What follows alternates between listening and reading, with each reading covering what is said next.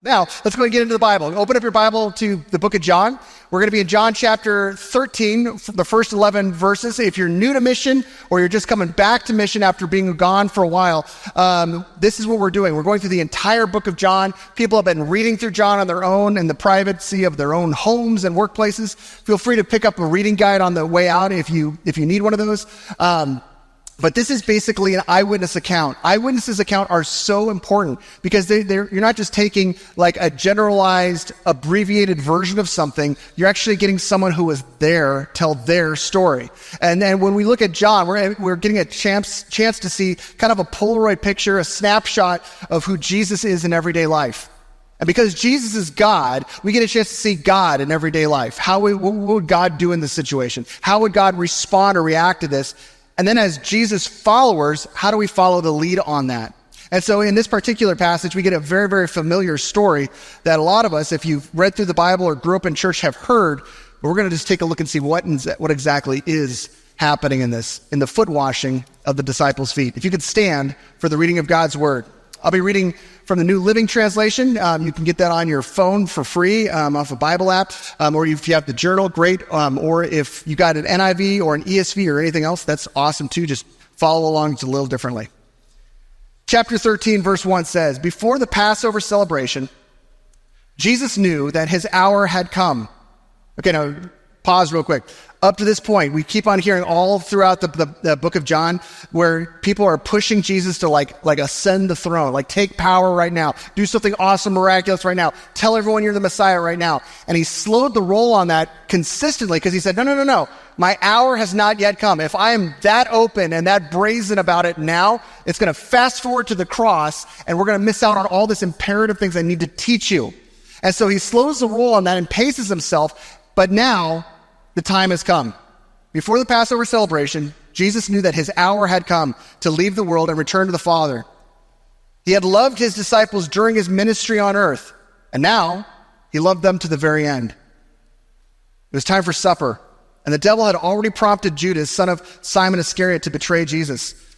Jesus knew that the Father had given him authority over everything and that he had come from God and he was going to return to God. So he got up from the table, took off his robe, wrapped a towel around his waist, and poured water into a basin. Then he began to wash the disciples' feet, drying them with the towel he had around him. When Jesus came to Simon Peter, Peter said to him, "Lord, you're going to wash my feet?" Jesus replied, "You don't understand now what I'm doing, but someday you will." "No," Peter protested, "you will never, ever wash my feet." Jesus replied, "Unless I wash you, you won't belong to me." Simon Peter exclaimed, "Then wash my hands and my head as well, Lord, just as my feet." Jesus replied, "A person who has bathed all over does not need to wash except for the feet to be entirely clean. And you disciples are clean, but not all of you." For Jesus knew who would betray him. That is what he meant when he said, "Not all of you are clean." This is the word of the Lord. Thanks be to God. Please be seated. I don't know how many of you this past Thursday night watched the State of the Union address. That was not intended to be a funny line, but there you go. It's so funny. I think it's so interesting about politics is that some people that hate the sitting president watch a State of the Union address just to like popcorn. Like, I cannot wait for this person to say something stupid. They're like, ha! Yeah. And then there's other people that love the president, the sitting president, whoever's the president at the time, and they're just like waiting to hear him to say something smart. And a lot of times that takes a while. But it's one of those things where like both, regardless of how you land politically, when you watch the State of the Union address, you see both of those things happen. And there's another thing that happens at just about in fact, I think every State of the Union address I've ever seen, for as long as I've been alive, I can remember this being said by the president in the State of the Union address. To some degree, they say the State of the Union is strong. And most people at home are like, ish. CBS did a poll before the State of the Union just asking people, Democrats, Republicans, anarchists, squirrels, what they thought the state of the country was. And this was their response. 15% said that the country is strong, that they would agree that we're in a strong place. It was 15%. It's not a great percentage. Oh, by the way, this is like they had like people that responded had lots of names that they responded. So they just basically took the highest number of each of these categories. So 15% used the word strong. That jumps to like 37% when to say that the country was weak. You go up to 45% of those polled that said that the country is in decline. And then there was the final category. Can you guess what the final category, the greatest category was? When asked the question, what is the state of our country? What was the response? The state of our country is, and what would be that final category, the one that was the largest category? Carlos Garcia last night said stupid. That was not it. 61% said divided. And here's the crazy thing. Republicans and Democrats, do they agree on much? Not so much. The exact percentage number of Democrats and Republicans, it was actually 58% of both. Like the exact percentage number said that was the greatest response. They agreed that to answer the question of the state of the country, divided was the strongest unanimously, or at least within the majority of expression of this is a good description of our country. And if you are paying attention, you would agree. We are in a radically divided country. And it's not just politics. I mean, for sure it's politics. We're in an election year. And so if you thought we were divided, in March, just wait. And so the division is there, but it's not just there. We see families being divided. We see marriages breaking up. We see friendships just being destroyed. We watch and we see things that grudges from significant amount of time just destroying people. We see cancel culture like alive and well. And I've heard both Republicans and Democrats call out the other side for cancel culture. But the truth is, both sides rock it awesomely. Because what cancel culture says is this: you do not agree with all that I agree with, therefore I can't have a relationship with you. You're done. You're off the platform. You're out of my life. You should just die already. I mean, you're done. That's cancel culture. And both sides seem to rock that so well. And the crazy thing is that in the midst of all of this, a lot of us who are looking at the way our country is going and the way that our country is, with a whole lot of depression and discouragement. And a lot of us are like, man, wish Jesus would just do something. Like, our country needs Jesus. Wouldn't it be awesome I wish Jesus would just come in and do something to help our country from where they're at today? And my response to that would be, no. We don't need Jesus to do something. The reason we don't need Jesus to do something is because Jesus has already done something. Jesus died God became man. He dies on the cross. He rises from the grave. And then he releases his followers to do something. What the country needs is not Jesus to show up and do something. The country needs Jesus followers to follow Jesus. We need Jesus followers who are living that out, who are following Jesus. And that was his plan all along. In 2 Corinthians 5:20, God says through the Apostle Paul that we are God's ambassadors, as if God were making his case through us. In other words, the responsibility when we're looking around at a broken world, it's not like, God, I just wish you would do something already. It's, God, what is it you're calling me to do as a Christ follower, to follow Christ as the world sees it? Now, if you're going to follow Christ, you got to know who Christ is. Scripture describes Christ as being all truth. And then that's so significant, so important. Jesus says in John 14:6, I am the way, I am the truth, I am the life. No one comes to the Father except through me. It was that truth that got him killed. It was that truth that basically he's like, if this man says that he's not just a king, but he's the king over kings, that is a political conflict with the fact that Caesar is in fact king and Lord. If he's saying he's not just a Messiah, but he is the Messiah, that truth is enough to cause him to be incredibly dangerous. If he's saying that he's not just from God, but he's God, that truth is worthy of capital punishment. Okay, so that Jesus was all truth. He wasn't like mostly truth, 75% truth, or 100% truth on a good day. He was always all truth. But And this is the weird thing about Jesus. He is simultaneously all love. The same author who wrote the Gospel of John later writes a letter to a church. And in that letter, he says, friends, let us love one another. For love comes from God, and everyone who loves is born of God and knows God. If you don't love, you don't know God, because, John writes, God is love. Jesus never ceased being all truth and all love, not for 1 second. And then he turns to his disciples and said, this is what I want you to live out. Rooted in truth, abundant, generous in love. This is what you're called to flesh out in everyday life. And the disciples are being trained by him.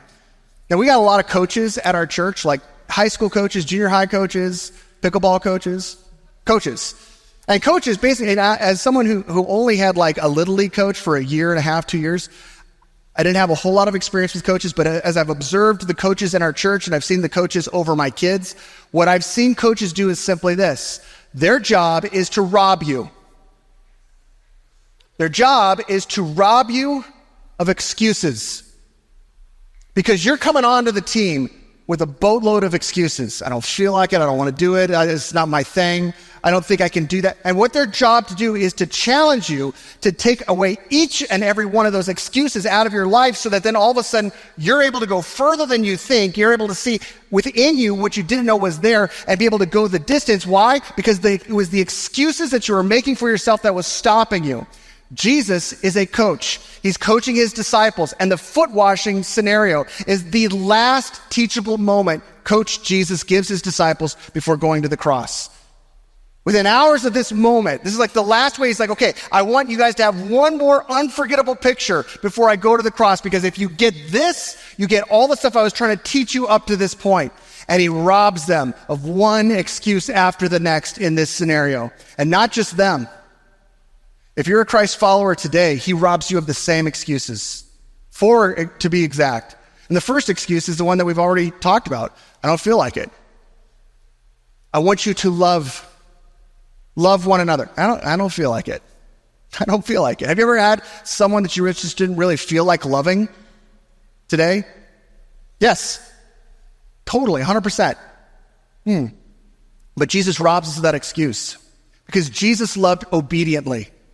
See, Jesus says that the Father loves me, and because the Father loves me, I pass on that love to you. And then he says this in John 13:35. Go ahead and turn there in your Bibles. This is after he's washed the disciples' feet. Actually, look at 34 and 35. He says this right after he washes his disciples' feet. He says, so now I'm giving you a new commandment. Okay, now up to this point, Jesus has like in the teaching of the disciples, he's like unpacked and like rebranded all these commandments that they grew up as good Jewish kids knowing about. He's like, you know, this was a big deal. I think your forefathers misunderstood that. This is what I meant. You've heard it said this, but this is what I'm calling you to do. And so he's like basically commandeering all these commandments and saying, this is what God really wants you to do. But then he gets to this commandment, and he's not rebranding something. He says, this is a new commandment. And he says, I'm giving you a new commandment. Love each other. Pause. That's not a new commandment. They knew that. They grew up with that. Love God, love others. That's what they were called to do. The newness of this commandment is not the love one another. It's what he says directly afterwards. Love each other. Just as I have loved you, you should love each other. Your love for one another will prove to the world that you are my disciples. Jesus is communicating to them, I'm not asking if you feel like it. I'm asking if you'll obey. When I was in junior high, my friend, up to junior high, I grew up in church land. I can't remember a time that I didn't believe in God.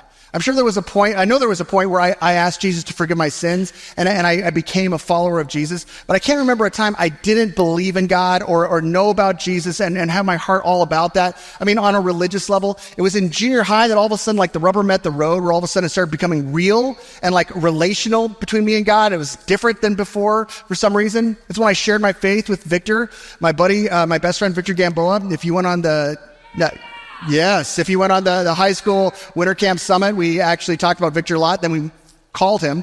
And I had him talk to everyone on the phone, which was super rad. But Victor, when he was 13, was a brand new Christian. He became a Christian at a winter camp that I invited him to. And I felt like a good Christian kid for inviting him to come. And I'm like, man, look how rad I am. He became a Christian because of me. And then Victor started to mess with me because he started to out-Jesus me. Yeah, I know. Offensive. You're not supposed to do that with someone who's got like 13 years in the tank, and then you're just like show up on the scene, and all of a sudden you're acting more like Jesus. We would go to school. I've told you this before. Victor we would sit in the midst of gangs. No kidding. And Victor pulls out of his backpack a Bible and reads it at lunchtime as everyone is mocking him. And I'm like, what are you doing? Jesus doesn't want us to die today.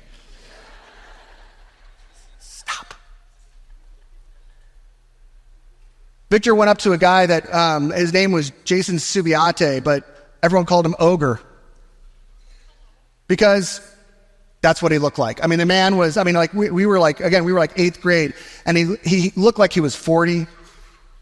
He was like 2 feet taller than everyone. He had he was just like honk. He was like this. He was like the caricature of like an 80s bad kid bully. He had like the ripped arms off jean jacket with Megadeth and Slayer patches all over it and pentagrams that he had sharpied on there, and like upside down cross. That was Ogre. So Ogre's just walker, had no friends because this guy was dangerous. Like people said that he had beat up a teacher. That's Jason Subiate, and it was Ogre. And so and then Victor's like, we should like totally go over there and talk to Ogre. I'm like, how about no? I don't feel like it. And Victor's perspective was simply this: if I'm now a Jesus follower, I should probably start following Jesus. If Jesus called me to love everyone, that includes ogres. Victor invited Ogre to church. To church. You don't invite Ogre to church. And he came. I remember thinking I don't know how this is going to end. We're probably all going to die. I don't know what's going to happen. And I remember just watching as Victor just consistently was saying, there are certain things that I feel normative and natural that I don't feel like following Jesus, but because I'm a follower of Jesus, I'm choosing to do it anyway. Now, I don't want you to get the misimpression or misinterpretation of this sermon to hear me saying that I'm giving you permission to go out there and love just anybody. I don't want you to misinterpret that I'm asking you to go out and love just any rando, no matter what they've done in this world. I will not give you permission to do that. I can't do that in good conscience. Because I can't give you permission to do something that Jesus already commanded you to do. You don't need my permission. You just have a decision to make on whether you're going to obey him or not. And Jesus said, love one another just as I have loved you. The world will see the proof of me if you love one another. So that's the first excuse. The second excuse that Coach Jesus blows out of the water is that it's beneath me. It's beneath me to love some people. Some people, let's be honest, I'm just better than them. They've done enough that it's wise for me just to go I don't need to love this person. And it's fair for me to have a justifiable hate or indifference towards this person. It's beneath me to love them. And that's where Jesus responds back and defies that excuse by loving humbly. If you take a look at the passage in John 13, verses 4 through 8, we already read it, but it says this: so he got up, talking about Jesus, he got up from the table. So they're already at the table. That's an important point. Took off his robe, wrapped a towel around his waist, and poured water into a basin. Then he began to wash the disciples' feet, drying them with the towel he had around him. Now, to understand the context historically of that, this is the olden days. There's no paved roads. Jesus and the disciples didn't just get out of a Honda, okay? They didn't all right, let's walk on inside. And they're not walking inside wearing Vans or Ugg boots or nothing. They're walking with sandals. And they've just come from dirt roads where there's animals and goats and camels and everything else, donkeys in the road, horses in the road, and there's crap everywhere. And so, if you've ever gone to, if you've ever marched in a parade and they've got horses ahead of you, watch out. Okay, because there's landmines. And so these guys are walking through that. And so everyone understood, in a good house, you don't want your inside house to smell like your outside world. And so you have to have somebody who's willing to take the outside off your feet when you're inside. And so typically, if you were wealthy enough, you'd have a servant. And their job is when that door opens, you get the basin with water in it, you got the towel, and you book it on over, and you're ready to wash the person's feet, or person's feet who are ever coming in that either live there or who are the guests. And you would get down, and you would basically just look and see feet that are dirty. There's dirt between the toes. There's crap on the feet. And you're just cleaning all that crud off. And it's disgusting and demoralizing, but you're a servant. If you're not wealthy enough to have a servant, that's why you have kids. And what ended up happening is that it just made, the bottom line is that we don't want our inside house to smell like the outside street. So you have someone that's going to foot wash. This setting, these guys walk into an apparently unoccupied room, an unoccupied building, and no one is there to wash the feet. And so everyone's kind of looking around who's going to do it? John's the youngest. We should probably get John to do it. Or Judas. That guy's messed up. He owes us. That guy should totally wash the crap out of our feet. They're looking around, they're waiting, and they're getting awkward. No one's washing any feet. So now where are they at in this point in the story? What are they doing? They're at a table. So they're already sitting down ready to eat. No one has stepped to the plate. So what does Jesus do? He gets up. He takes off his outer tunic. He gets a towel, wraps it around his waist. He fills a basin with water, and everyone's he can't do this. You got to delegate this, Jesus. You are above this. And that's why Peter is so offended. When Jesus came to Simon Peter, verse 6, Peter said to him, Lord, are you going to wash my feet? Jesus replied, you don't understand now what I'm doing, but someday you will. No, Peter protested, you will never ever wash my feet. Jesus replied, unless I wash you, you will not belong to me. The thing that was so pronounced for Peter, the thing that was so blown away is that how could you, if you're here as my rabbi, you're my highest teacher, I'm shaping my life after you, would you do something so demoralizing down here? If you are actually not just from God, but you're God, you created photosynthesis, you created the H2 and the O that go into the water that you just poured into this basin. If that's really you, how in the world, if you're that important, are you not demanding that I'm not washing your feet, but instead you are demoralizing and humiliating yourself down to this point? How could you do that? Why would you do that? And Jesus is like, do you not understand? This is exactly what I've been trying to teach you all along. But everything that I've been doing up to this point has tried to communicate and convey to you that I did not come here to be served, but to serve. And I'm calling you, if you're my follower, to do the same. I didn't come here just to receive love from you. I came here to show you divine love. And I'm asking you to go and do the same. I'm humbling myself so that you find your whole posture that way. Humility is basically spiritual self-awareness. If you're self-aware, you might say, well, I can play some guitar songs, I'm okay in math, I'm a terrible procrastinator, and I have BO, and I show up late most often. Self-aware is I know what I'm good at, I know what I'm not good at, right? That's self-awareness. Spiritual self-awareness is saying, I have a right view of God, a right view of me, and a right view of everybody else. So that's spiritual self-awareness. That's humility. God is holy. He is perfect. He is separated from all that is unholy and dark and sinful. I am sinful. And yet, in God, out of love, he humbled himself to come down to my level and take my sin away from me so that I could be holy and have a connection with God.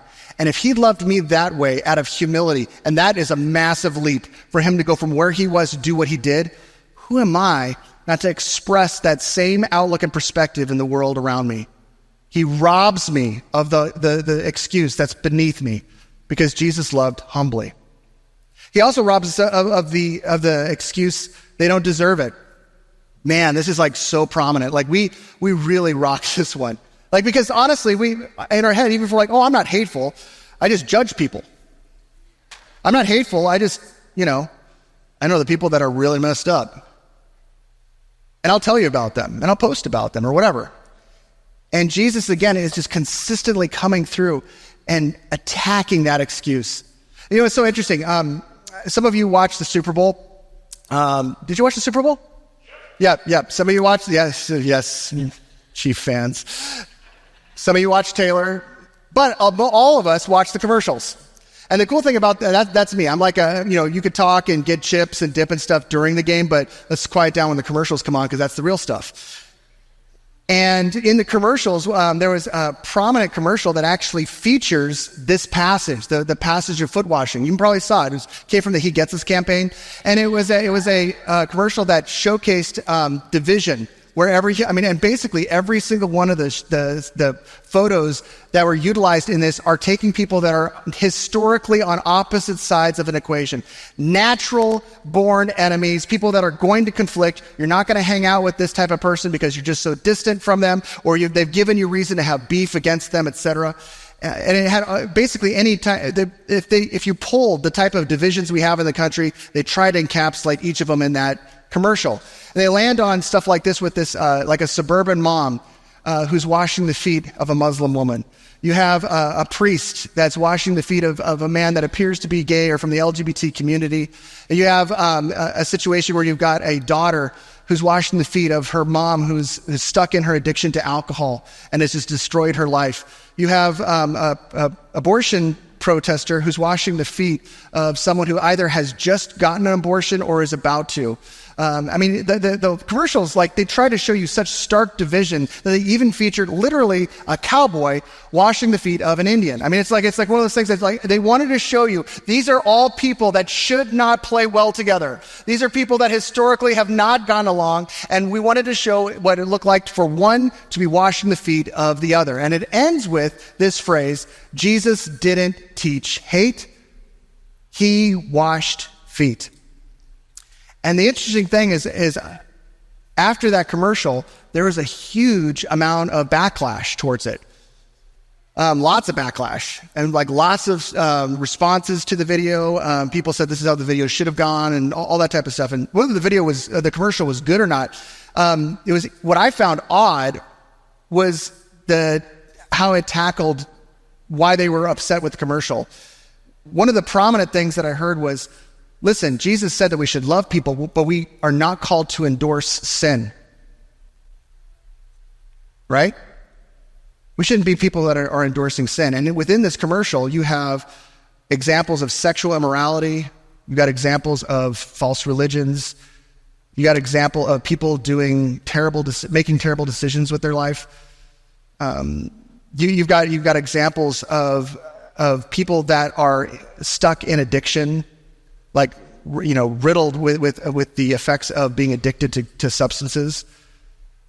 Jesus called us to love people, but you have in this commercial people washing the feet of people that are doing those things and more. He doesn't endorse sin, and this commercial seems to do so. Which I was like, wait, hold on a sec. The commercial never said anything about what anybody was doing, just that you had somebody that were obviously on diametrically opposed sides. One was just serving the other person. They weren't high-fiving them, saying everything you're doing is right, but they were serving them. But that caused great response. And that I hope that made the people who made the commercial feel really, really good. Because that's exactly what Jesus got in trouble for. Jesus never endorsed sin once. He never lowered the expectation of what sin was, not once. He was rooted in conviction, but he was abundant in love. In fact, that would be the way I would say that he destroys that excuse. The excuse that they don't deserve it, that they're off the table, is an expression of Jesus of love that's generous love. Jesus actually, the religious people at the time got upset about the fact that Jesus was apparently way too close with people that were sexually immoral, people that were stuck in their addiction, people who had made terrible decisions morally with their life. And the list goes on. Jesus never endorsed sin or their sin, but because he chose to say, I am having proximity to you out of love, that caused the religious people at the time to say, you clearly are endorsing sin. You are a drunkard. We've never seen you drunk. We've never seen you endorse drunkenness. And yet, the fact that you are having proximity, you're not allowing this person's life choices to cause you to be distant from them, that clearly you must be a drunkard. You must be someone who's taking on prostitutes because you're hanging out with people who are prostitutes. You clearly must have a low view of sexual sin because you defended the dignity of the woman caught in adultery. Now, the truth is that in that particular example, Jesus eventually tells the woman, go and sin no more. So again, he never PG rates his morality. He never endorses sin, not once. But just the fact that he was willing to dignify people and show love caused people on the outside looking in to say, that's dangerous, you're breaking the rules. And Jesus is like, I'm not breaking the rules, I'm making the rules. The rules are, God is love. And what we as Christians are called to do is to say, whereas the world says, and cancel culture preaches, if you disagree, if I cannot affirm your decisions, I cannot affirm you as a person. If you don't agree with me in all that I believe, then you clearly are my enemy and are the outside and are distant and disconnected from my love. That's what the world says. And Christianity has been discipled by that, unfortunately, where we agree. So, yeah, you know what? That's a good point. If we disagree with people, if I disagree with someone's life choices, if I disagree with their politics, if I disagree with what they're doing in the world or the terrible decisions they made, I need to have distance from them and I should not show them love. That's a lot of things, but that ain't Jesus. That's not Jesus. Jesus had a crazy thing that caused us to come closer. And that's the other thing too. There's one of the other pushbacks, one of my favorite pushbacks was, hold on a sec, biblically speaking, Jesus didn't wash everybody's feet. He just washed his disciples' feet. Almost saying, yeah, you wouldn't see Jesus like washing the feet of the woman caught in adultery or the Roman guard, or you wouldn't have Jesus washing the feet of a tax collector or something like that. He washed his disciples' feet. To which I say, hold on a second, who are his disciples? As he's washing the feet of Judas, this is on his mind in verses 21 to 26. Now Jesus was deeply troubled, and he exclaimed, this is right after he washed all the disciples' feet, I tell you the truth, one of you will betray me. The disciples looked at each other, wondering whom he could mean. The disciple Jesus loved, that was John, was sitting next to Jesus at the table. Simon Peter motioned to him to ask, who's he talking about? So that disciple leaned over to Jesus and asked, Lord, who is it? Jesus responded, it is the one to whom I give the bread I dip in the bowl. And when he had dipped it, he gave it to Judas, son of Simon Iscariot. So as Jesus, before that, is washing Judas's feet, he clearly knows within hours he's going to betray him and hand him over to the Roman Empire to get killed. And he washes his feet anyway. Moments later, he tells Peter that he's going to deny him. When was the last time you denied Jesus? Peter did it. He knows that Peter's going to deny him not once, but 3 times within hours of the fact that he's holding his foot and washing them. And he washes his feet anyway. Jesus robs us of the excuse they don't deserve it, because everyone Jesus washes feet of do not deserve it. Jesus always will love all the wrong people, every single person. My problem with the commercial is that I think it could have been more offensive. I would have loved to have seen like a diehard Democrat washing the feet of a MAGA hat wearing Republican. And then like the next picture is Donald Trump washing the feet of Barack Obama. And then the next picture is Kanye West washing the feet of 1,000 people. I mean, it's like, wouldn't that be amazing? Like if like, and then like the next picture is that, and the next picture is you. And it's you washing the feet of someone in your world that you haven't shown Jesus' love to. It's you washing the feet of someone from a people group that you just cannot stand, and you've justified your hate. It's a husband that is washing the feet of his wife that he's been a total jerk to for far too long. Man, wouldn't that would have been really offensive. That would have really pushed some buttons. Now you might agree that would be amazing if we had a world where all of a sudden the Christians, and not in a world, not even a country, but let's just say like the Christians in our country, if we were the type of Christians that simply took Jesus seriously, and as Christ followers, we said, okay, it is not our job to have a prerequisite to love. In fact, Jesus didn't have any prerequisite to love. It's our job to love everyone. And what if we actually did that? I'll tell you what would happen is that all of a sudden our families would start to get transformed. It would start today. All of a sudden, like, our communities would start to be transformed. The political season would start to be transformed, and our country would be transformed. Not if Jesus showed up and did something, but if the Christ followers simply followed Christ's lead and acted as the ambassadors, as if God was making his case through us. And if you agree with that, that's awesome, but you may have one final excuse that'll keep you from actually stepping into that. And that is, I'll start someday. That sounds like a good idea. I think I'll work on that sometime. There is no time like the present. Jesus did not act with random acts of kindness someday. He lived intentional acts of love today. Jesus loved intentionally. Right there in that final passage, he tells them, now listen, I've done this for you. You got to go do this for one another. You got to step into this. This is who you are called to be. Rick Warren put it this way: the best use of life is love. The best expression of love is time. And the best time to love is now. I am somebody in my life, in 47 years of my life, I have loved shallowly. There have been a lot of times in my life where I have been friendly on the front side, on the outside, and held bitterness in my heart simultaneously. I've reserved forgiveness of different people within my extended family for far too long, distance and silence for far too long.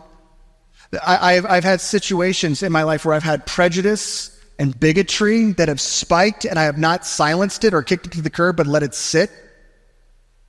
I've demonized. There have been different seasons in my life where I've thought about political figures and demonized them and spoke against them and thought horrible thoughts against them that have no place in someone who's a Christ follower.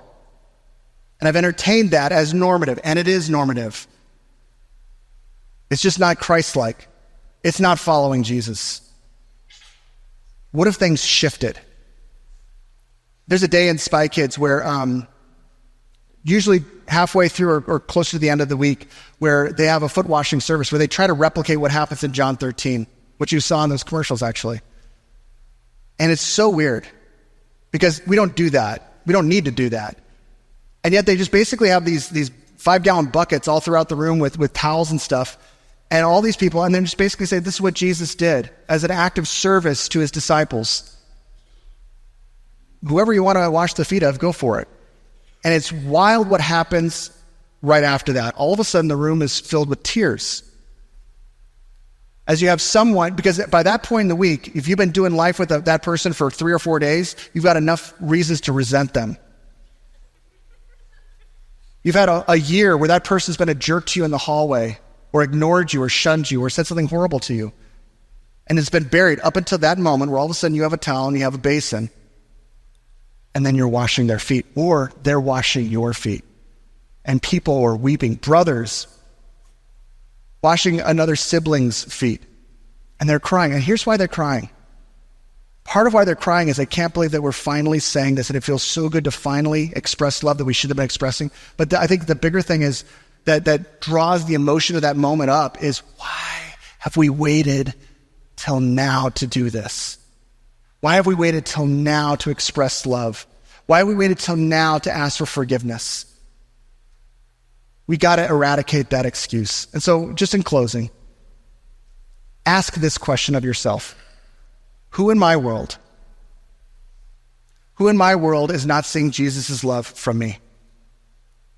Who in my world am I loving shallowly? Who in my world am I keeping at a distance because I've got reasons to be indifferent or hateful towards this person? And I'm not saying that you're best friends with this person, but who am I excluding from love? If you closed your eyes and said, who are the people that I'm okay hating? Who are the people in my family that I'm okay treating like garbage? I told you all those things in 47 years, or in nearly 26 years of marriage, I've not loved my wife well. At key points where I have not shown love, I've not shown my kids perfect love.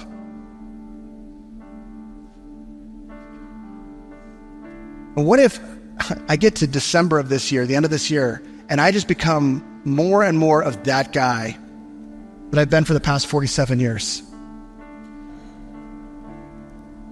Or what if I gave my life to Jesus and said, Jesus, I want me as a Christ follower to reflect you. I want to follow you. I want to love my wife better. I want to love my kids better. I want to love the people that I hate, or even that I silently hate in my head better. I want to find them and seek them out when I go to school, when I go to work, when I post online in a political season. Help me love like you called me to love. Rooted in truth, generous in love. And let the world see it. If you could stand, we're going to take the final bit of time here. I'm just going to close with a song or two. And during this time, let that question pierce your heart. Ask the question, who is it? Who is it that I need to stop having that type of resentment towards? Who's the person that I need to stop holding on to the bitterness and the hate? Who is the person that I need to approach and start having a conversation with? Stop being disconnected from, actually have a conversation with my neighbor with. Who's the person that I need to stop talking about behind their back, roasting because they're a political figure and it's okay to roast people that you don't know? Who are the people that you need to act differently, more and more like Jesus with regard to? And what if that what didn't happen someday, but it started today? Mission. What if it started today? Let's do that. Lord Jesus, I pray that you help us be the type of people that are fleshing out the reality of the gospel, the good news that is not just for me, the good news that is for all people, that whether they're Christian or not, they're going to receive from me a picture of what you look like and how you rolled, how you operate in this world, where you loved all the wrong people, the people that were for you, the people that were against you, the people that echoed your morality, the people who opposed it. Let me be that type of person, Lord, that is not just another judgmental person walking this world, canceling person after person, but instead engaging them, breaking the proximity barriers and showing the love that you have. God, let that happen today, not tomorrow. Let that start today, and we'll give you the thanks for it. It's in Jesus' name we pray, and all God's people said, amen.